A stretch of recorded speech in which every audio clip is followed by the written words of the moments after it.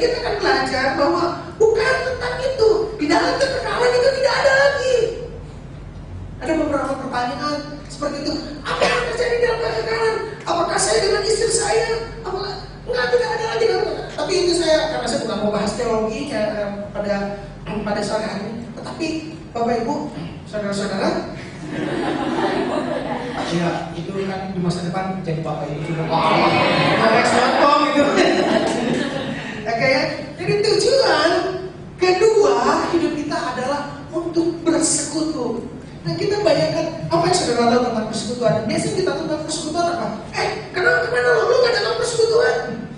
Iya kan? Lu ikut persekutuan pelajar atau mahasiswa? Sama si abang itu atau sama si kakak ini? Iya kan? Terus waktu ketemu, gimana kabarnya? Oh gitu. Oh gimana Sabtunya? Gitu kan? Terus apa kabar? Terus gimana ujian? Terus tadi juga ada cerita persekutuan bertiga itu ya. Kira-kira.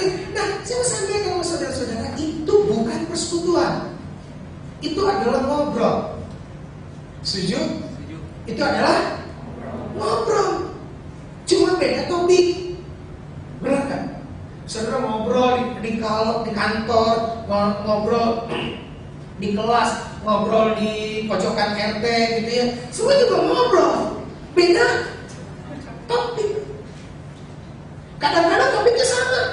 Apa kabar bro? Sama, bener kan? Begitu kan teman. Jadi persekutuan itu bukan itu. Persekutuan itu bukan itu. Kita baca ya. Barang siapa mengasihi Allah, ia harus juga mengasihi orang percaya lainnya. Kita buka Alkitab kita yang sesungguhnya. Saudara bingung. Karena kita banyak sekali mengambil terjemahan-terjemahan untuk memperjelas. Tetapi saya mau buka untuk ayat ini. Kita buka Alkitab yang dari terbitan Erlangga ini ya. Yang ini Erlangga atau mana ini? 1 Yohanes 4 ayat 21.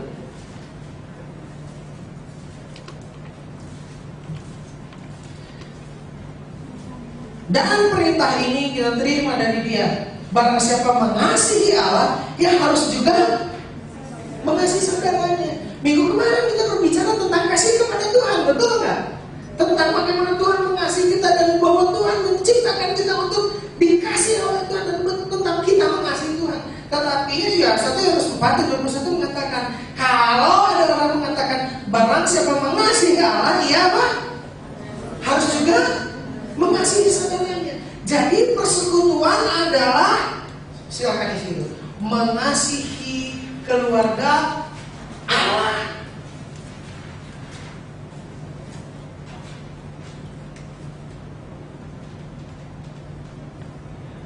Jadi itu yang Tuhan mau untuk kita lakukan, untuk kita dapat mengasihi saudara-saudara kita. Jadi persekutuan adalah mengasihi keluarga Allah. Jadi saudara-saudara, jadi ini persekutuan dan gereja itu juga sama. Oh, disalahin, mau pergi kemana? Ke gereja. Kamu gereja di mana? Itu sama. Jadi persekutuan. Jadi sekarang udah jelas ya tadi persekutuan itu salah. Bukan itu. Persekutuan itu adalah bagaimana? Mengasihi keluarga Allah. Dan apa yang dimaksud dengan gereja? Jadi gereja itu bukan tentang tempatnya. Kamu gereja di mana? JKIS. Gitu ya. Kamu udah pergi gereja belum? Bukan. Gereja itu lebih dari bangunannya, lebih dari tempat ibadahnya, lebih dari cara beribadahnya, lebih daripada organisasinya. Gereja itu adalah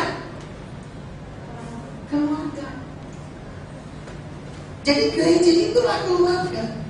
Gereja itulah keluarga Allah. Jadi sebab kalau secara kalimat saya mau pergi kemana? Ke gereja. Dan mana dari gereja? Bukan ya? Jadi gereja itu bukan tentang tempatnya. Nah, karena itu kita udah lihat ada gereja, ada persekutuan tadi yang sudah disalah mengertikan.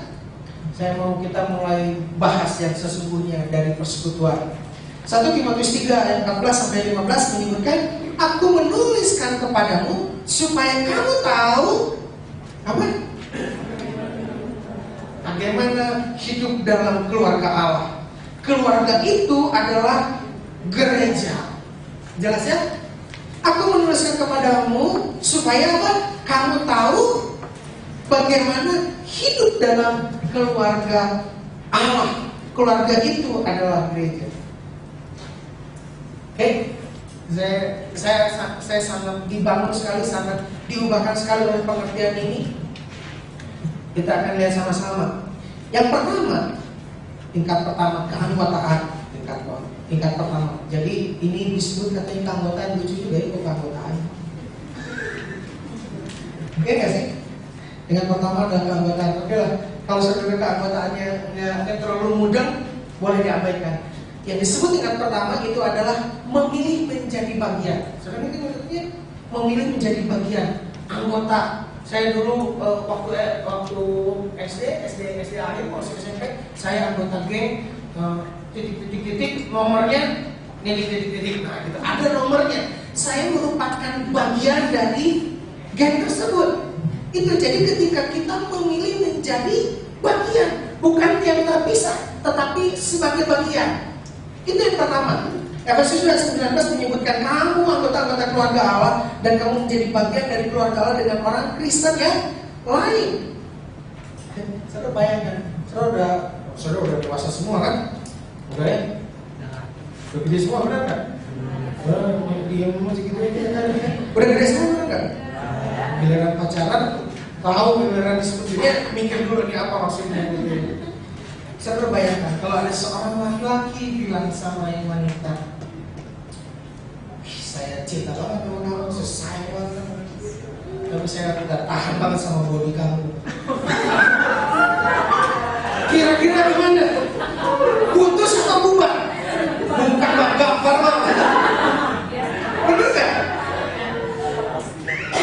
Oh, katanya udah gede tapi mau ada jawaban. Kira-kira gimana jawabannya? Gak cukup makanya putus Pak. Gak cukup, bener gak? Halo? Ini saudara lagi merenungkan, lagi merasakan gimana atau kemana nih? Kira-kira gimana? Ada seorang laki-laki bilang sama perempuan, so, I love you, I give my life for you gitu. Cuma mama tahan sama kamu. Kira-kira gimana? Halo? Boleh dong tanya pendapatnya gimana kira-kira? Bubar? Bukan hanya bubar kali, gak cukup bubar, harus ada tandanya pembubaran. Benar kan? Tapi saya coba perhatikan, gereja dan banyak orang sama. Tuhan, saya cinta kepadamu, aku sayang kepadamu, tapi aku gak suka sama jemaatmu. Munafik semua. Benar gak? Itu sama betul ketika sama saya cinta kepadamu, tapi bodimu, oh my God. Karena Tuhan mengatakan apa? Aku adalah kepala. Itu kan? Dan jemaat adalah tubuh. Saudara, itu sama seperti kita berkata kepada Tuhan, Tuhan, I love you. More than anything, I love you. Gitu kan? Sama seperti Tuhan, saya cinta kepadamu, saya memberikan. Tapi, sorry deh, gua mah anti gereja lah, anti jemaat, munafik semua. Bullshit. Saya sampaikan ini di depan, kenapa? Karena bahkan memang itu yang ada di dalam hati, di dalam pikiran banyak orang. Omong kosong semuanya, seperti itu. Itu tidak benar. Kira-kira saudara, Kristus Allah yang menjadi kepala gereja, yang menjadi kepala gereja itu kalau dikatakan seperti itu gimana? Aku mencintai engkau Tuhan, tetapi jemaatmu nggak bisa. Itu tetapi bukan cuma putus dengan tanda, karena itu menyakiti hati Tuhan. Benar kan? Itu menyakiti, itu bukan sekedar menyakiti, nyampe hatinya Tuhan. Kadang kita punya teman-teman yang seneng banget bercanda, benar nggak? Wow, tapi tiba-tiba kayak ada yang nggak tahu lagi sesi atau apa, gitu ya nggak? Langsung dia tersinggung atau apa? Nah, pernyataan tentang kejemaatan itu nyampe ke hatinya Tuhan. Hati-hati.